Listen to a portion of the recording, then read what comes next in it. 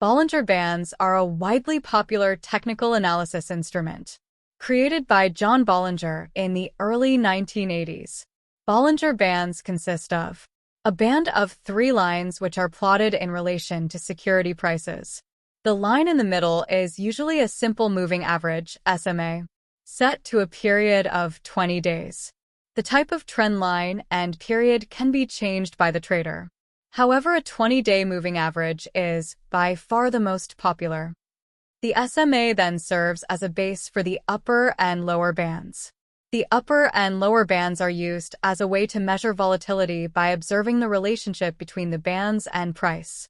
Typically, the upper and lower bands are set to 2 standard deviations away from the SMA, the middle line.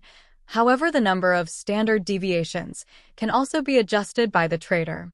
The upper Bollinger Band on this chart is set to green. The lower band is set to red with the center line set to yellow. The options followed on this day were the SPY 553 put and the SPY 543 put.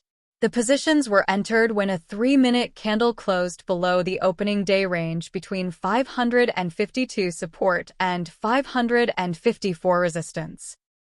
After this breakout below 552, the candles followed the red lower band, riding it down as prices continued lower during this downtrend.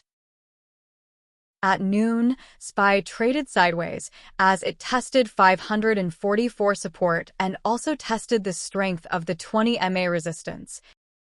Finally, SPY broke below 544 support to continue to ride the lower band to lower levels.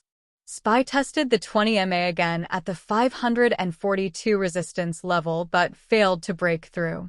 In the final test of the day, SPY dropped to support at 540, where it bounced up across the 20 MA to 542 to end the day. Subscribe to our Day Trading SPY Options newsletter with the link in the description. Like and subscribe.